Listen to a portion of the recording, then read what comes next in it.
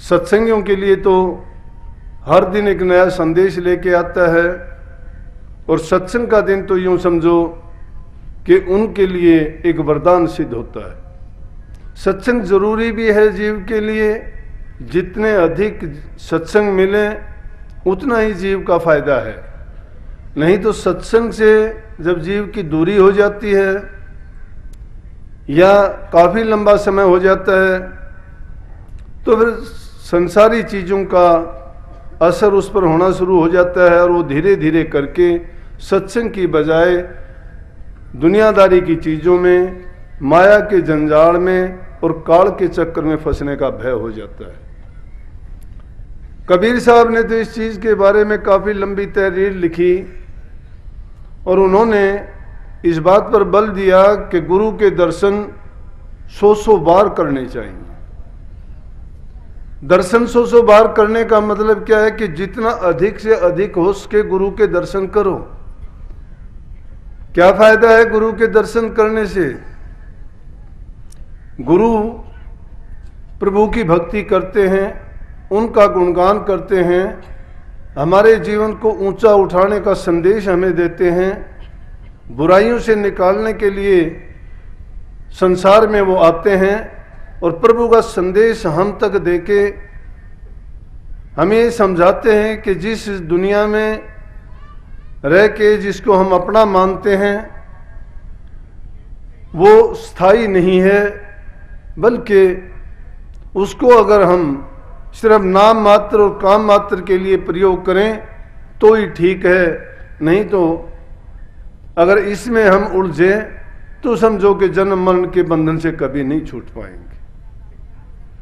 तो इसलिए उन्होंने कहे कि जब संतों के दर्शन करते हैं तो साहिब की याद आती है, हमें प्रभु की याद आएगी। क्योंकि संसार को किसी ने भी सुख का घर नहीं माना है,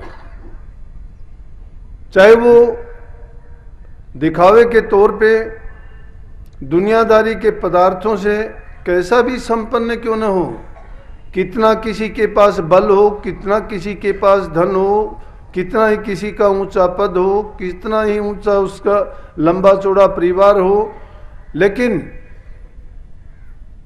जब तक प्रभु की भक्ति नहीं है ये चीज़ें उसके कोई काम की नहीं है।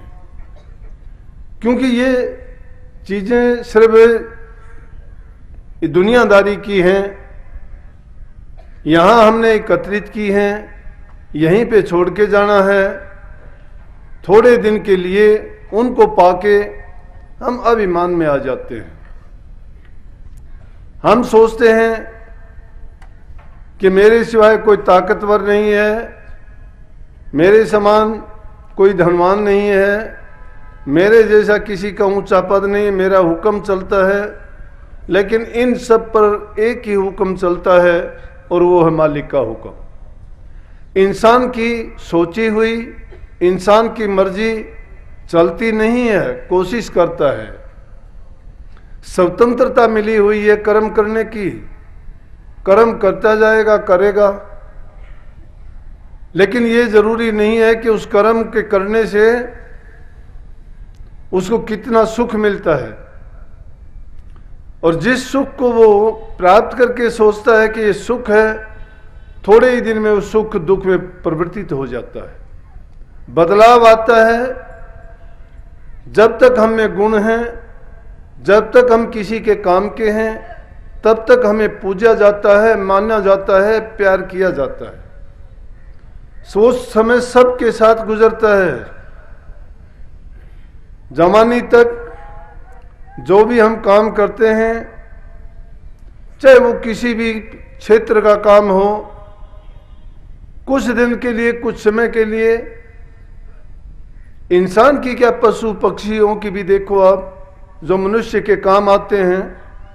कबीर साहब का एक शब्द है कि जब तक बैल चले हड़िए में तब लग लाग गए प्यारा, या तब लग डालने चारा, बूढ़ा हो गया नाथ काट दे घर घर लाठे खा रहा।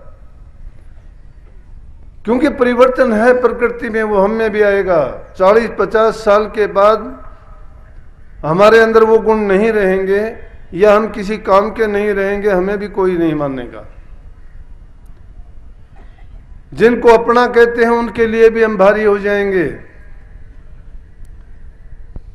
जिन चीजों को हमने अपनाया था वो चीजें भी हमें कड़वी दिखाई देने लगेंगी।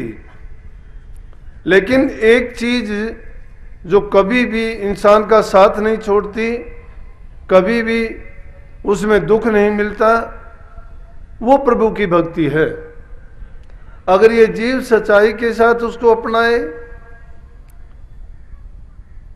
और उसको पूरी श्रद्धा के साथ, जिस तरह से संसारी चीजों को अपना मन दे देते हैं, अपने ख्याल, अपना आराम, अपनी सुख सुविधा त्याग के उनको अर्जित करते हैं, अगर इतना समय हम प्रभु की भक्ति में लगाएं तो हमारा कल्याण हम इसी जीवन में अपनी आंखों के सामने ही देख सकते हैं। इंसान को इतबार बड़ा मुश्किल से आता है। इतबार दिलाने वाला भी है, सतगुरु आपको खोल के समझाता है, बताता है, क्योंकि वो इस चीज के वाकिफकार हैं, वो जानते हैं। लेकिन हमारी बुद्धि जो संसार के कामों में फंसी हुई है, उनको इतबार नहीं आता है। अगर गुरु के वचन को मान लिया जाए, क्यों मान लिया जाए ये भी मैं बता दूं कि गुरु के वचन में कोई गुरु का स्वार्थ नहीं है। अगर उनके स्वार्थ की बात है, किसी के भी स्वार्थ की बात होगी, तो हो सकता है कि उस बात का हमें फायदा ना हो। लेकिन सतगुरु हमेशा निष्पक्ष, निर्लेप, निष्काम और निस्लाभ की बात करते हैं। पर हित की बात जो करता है वो बात हमेशा लाभकारी और गुणकारी होगी। पर हित का मतलब दूसरे की भलाई की बात है वो। तो गुरु हमेशा वही कहलाता है जो समाज का सुधार, बुराइयों से उनको निकालना, अच्छाई और सच्चाई के रास्ते पर चलाना और प्रभु की भक्ति का उनको राज और संदेश देके उसकी ओर लगाने के लिए बोला है। मैंने करना या ना करना तो उस करने वाले की बस की बात है। अब हम स्वयं तो करना नहीं चाहते और सोचते हैं कि जो कुछ करेगा गुरु करेगा, जो कुछ करेगा पीर करेगा। नहीं, गलत बात है। जो कुछ करना है वो करो तो आपके, लेकिन ताकत हमें कौन देगा? गुरु देगा। गुरु कब देगा? गुरु में जब अपनी श्रद्धा हम जोड़ देंगे तब हमें गुरु की शक्ति मिलती है, नहीं गुरु की शक्ति नहीं मिलती।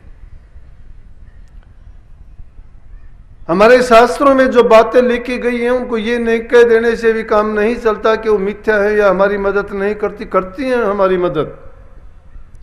देखा देखी की बातों को करने से कभी भी जीव का उद्धार ना हुआ और ना कभी आगे होगा।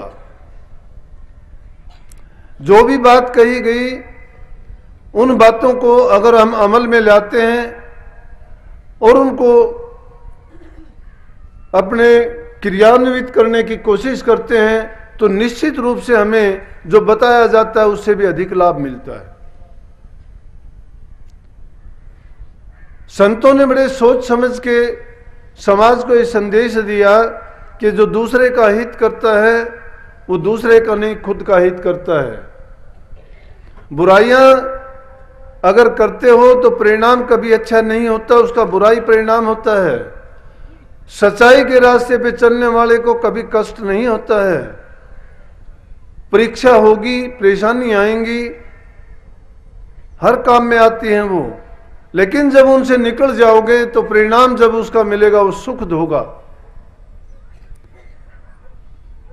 परंतु उस तक आदमी को पहुंचने के लिए बड़ा इंतजार, धैर्य रखना पड़ता है और उसके लिए धीरज और धर्म दोनों चीजें। अगर उस समय में हम धीरज को खो देते हैं और धर्म से हट जाते हैं, अपने मर्यादाओं को तोड़ देते हैं, क्योंकि जब इंसान पर मुसीबत आती है तो धर्म को भी त्याग देता है। लेकिन उस धर्म को कैसे निभाए वो, जिस प्रकार से हरिश्चंद्र ने निभाया। बुरा वक्त आया, परेशानी आई, बुरी से बुरी आई, लेकिन धर्म से नहीं टले। संतों और भक्तों की जो बात कही अभी इसी भजन में सुनो, कितनी गजब की बात कही थी कि आज नहीं, ये सर्वविदित बात है। संदेश चाहे इंसान का हो, गुरु का हो, परमात्मा का हो, किसी भक्त का हो, लेकिन संदेश कितना अच्छा है कि हम ये कभी से सुनते आए कि भगवान भगत के बस है, और भक्तों ने जो चाहा परमात्मा से करवा लिया। उनके पास कौन सी ताकत थी जिससे उन्होंने करवा लिया वो काम। जो इंसान किसी के दिल को जीत लेता है वो उससे कुछ भी करवा ले। जो अपने आप को परमात्मा को सौंप देता है तो परमात्मा उसका हो जाता है। मालिक तो खुद कहता है कि तू अगर मेरा हो जाता है तो मैं तेरा ही हूं। उसको ढूंढने की, खोजने की जरूरत नहीं है, वो हमसे दूर नहीं है। और जिन्होंने उसको अपना माना, जिसको पूर्ण रूपेण उन्होंने सौंप दिया तन से, मन से और धन से। पूर्ण रूपेण का मतलब होता है जो अपना आपा कुछ भी नहीं रखता है। उसमें चाहिए, स्वामी जी महाराज की थोड़ी देर पहले वाणी आपने सुनी थी कि गुरु की कर हरदम पूजा, गुरु समान कोई देव न दूजा, गुरु चरण सेव नित करिए, तन मन गुरु आगे धरिए। तो गुरु के सामने अपने तन मन को धरने का मतलब है कि जो वो चीजें हम उन्होंने उनको सौंप दी हैं उन पर हमारा अपना अधिकार नहीं रह जाता है। हम गुरु को देते तो कुछ भी नहीं है और झूठी मिथ्या बातें कहते हैं। कह देते हैं कि आपसे नाम की दीक्षा ली है, बदले में मैंने ये चीजें आपको दे दी। गुरु को आपकी किसी चीज की आवश्यकता नहीं है। अगर गुरु इन चीजों की इच्छा रखता है और आपसे लेता है तो मंगता और भिखारी है।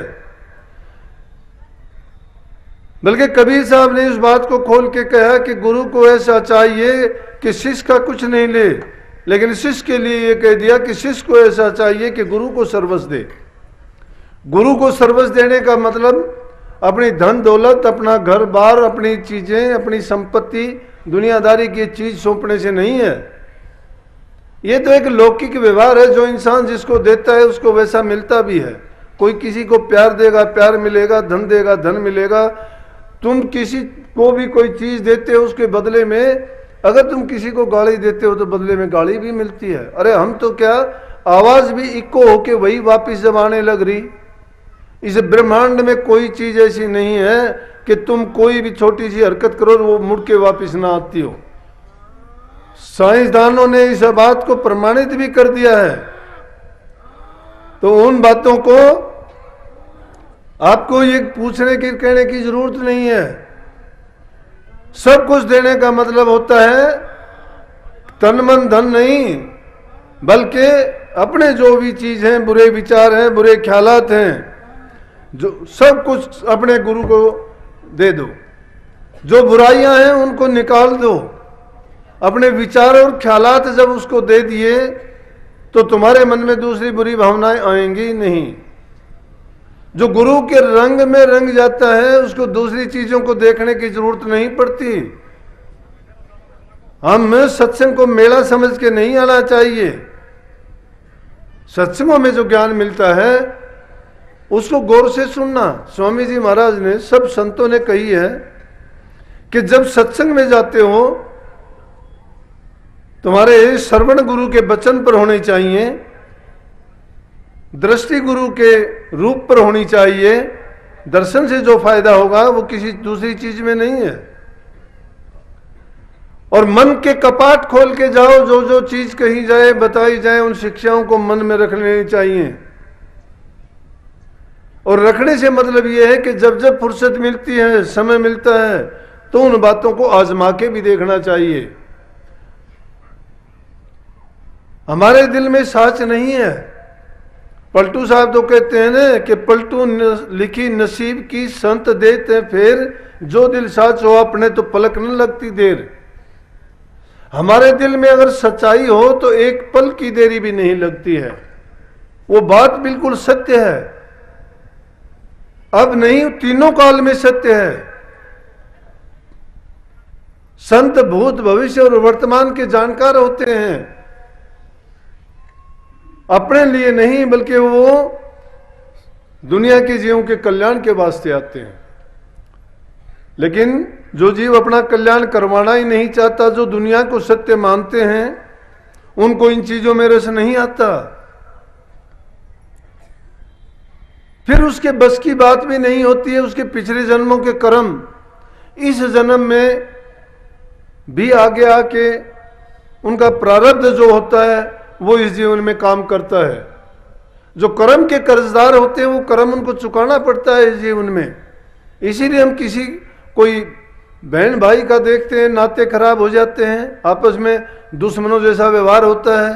पति पत्नी का एक घर में रहते हुए सारे काम करते हैं, फिर भी उनका ऐसा लगता है कि उनकी जिंदगी कभी सुख से नहीं बीतती। संतान होती है, उनका भी यही व्यवहार हो जाता है। ऐसा क्यों होता है कि कुछ तो कर्म थे, लेकिन कुछ हमने अपने कर्मों को इस जीवन में कर्म की आज़ादी से बना लिया है। अगर हमें सही शिक्षा और सही मार्गदर्शन देने वाला गुरु किसको कहते हैं? जो हमें ज्ञान और समझ दे दे और उसकी बात को हम मान लें। जब बात को मानते ही नहीं है तो गुरु कहाँ हुआ और कहाँ हमने गुरु अपनाया? गुरु का अपनाने से मतलब होता है कि गुरु की ज्ञान की समझ को अपनाना चाहिए। अब शिष्य अगर अज्ञान बस कुछ देता है गुरु को, और गुरु उसकी हालात को बिना देखे उस चीज को स्वीकार कर लेता है और वो शिष्य दुख पाता है, लेकिन गुरु ये समझता ही नहीं कि इसने एक शिष्य तो अज्ञान के बस सौंप देगा, आपका तन भी दे देगा, मन भी दे देगा, धन भी दे देगा, और इस समाज में दुखों का कारण यही बनता है। आज धर्म पर जो सवाल उठते हैं, गुरुओं पर सवाल उठते हैं, वो इन्हीं बातों के कारण उठते हैं। शिष्य तो ये चाहता है कि गुरु परमात्मा से भी बढ़ के है, लेकिन गुरु परमात्मा नहीं है, गुरु परमात्मा का संदेश देने वाला है। हम उस गुरु को परमात्मा समझ के अपना सब कुछ सौंप देते हैं, लेकिन वो गुरु नहीं होता। जो शिष्यों को भरमा देता है, उनको सही ज्ञान का रास्ता नहीं दिखाता है, प्रभु का संदेश नहीं देता है, और दुनियादारी की चीजों में ही वो उनको फंसा के छोड़ देता है, तो उसका तो अपना जो कर्म का कर्ज चढ़ेगा वो चढ़ेगा, लेकिन उस शिष्य को भी बेचारे को डुबो देगा। आज धर्म के नाम पर कितनी ऐसी बातें फैलती जा रही हैं, फैलती हैं। लोगों का विश्वास उठ जाता है धर्म से, गुरुओं से धर्म का विश्वास उठ जाता है। और उस विश्वास उठने का कारण क्या है? यही कारण है। बल्कि कई है कि गुरु बनाइए जान के, गुरु जानबूझ के समझ के, और सारी चीजों के लिए हम प्रयास करते हैं कि कोई भी 2 पैसे की भी चीज लेते हैं उसको 1000 बार देखते हैं, लेकिन गुरु को बनाते वक्त आप कभी ये नहीं देखते कि मैं देखूं तो मेरा गुरु कैसा है। अगर जिस गुरु से तुम्हारा भ्रम नहीं जाता है, तुम्हारा अज्ञान नहीं मिटता है, तो उस गुरु के पास जाने से आपको कोई फायदा नहीं है। उस गुरु के पास जाओ जो तुम्हारे अज्ञान को मिटा दे, कर्म काटने का तरीका आपको समझा दे। प्रभु की भक्ति का तो बाद में नंबर आता है। अरे हमारा तो जीवन ही बिगड़ा हुआ है। लेकिन अवसर हमें बहुत अच्छा मिला है। इंसान का चोला मिलना बहुत मुश्किल से मिलता है। युगों के बाद यह अवसर आता है, और कितने हमारे अच्छे कर्म होते हैं जब हमें गुरु और सत्संग मिलता है। लेकिन हमारी नादानी और भूल कहां होती है कि वो अवसर पाने के बाद भी हम इन संसार की झूठी चीजों में अपने आप को फंसा लेते हैं और सच्चाई से दूर ले जाते हैं। उसका कारण है कि संसार के जो पदार्थ हैं वो इंद्रिय भोग हैं, शरीर को सुख देने वाले हैं, सुख देते हैं, आनंद मिलता है उनमें, लेकिन थोड़े समय के लिए, क्षणिक होता है, और वो आनंद दुख में बदल जाने वाला होता है। लेकिन प्रभु की भक्ति जो करते हैं, सच्चाई के साथ उस रास्ते पे चलते हैं, शुरू में कष्ट होने के बाद परिणाम उनका बहुत अच्छा होता है। वो तो कोई भी काम करता है, शुरू में मेहनत सबको करनी पड़ती है, लेकिन जब इंसान पहले मेहनत कर लेगा तो उसके बाद में सुख का भोगी होगा। अब ये चीजें जरूरी हैं कि इंसान का संग अच्छा होना चाहिए, विचार अच्छे होने चाहिए, खान पान अच्छा होना चाहिए, खान पान उसका सात्विक होना चाहिए, नेक इंसानों में बैठने वाला उसका बैठना होना चाहिए, जिसके कारण विचारों का अच्छा आदान प्रदान हो। अगर बुरे इंसानों में बैठेंगे, बुरी संगति में बैठेंगे, तो वो तो हमारे विचारों को, दिमाग को दूषित बना देंगे, बुरी बुरी बातें सुना के। इंसान बुरी जगह बैठता है, उन बुरी चीजों को बेशक ना करो फिर भी उस पर असर आ जाता है। काजल की कोठरी में कितना भी चतुर इंसान जाए, कोई ना कोई दाग उसके कपड़ों पे लग ही जाएगा। ये संसार इसी तरह से काजल की कोठरी है, लेकिन इसमें संभल के जब चलता है इंसान तो बच जाता है। और एक ही चीज है जो हमें बचाएगी, वो है गुरु का ज्ञान।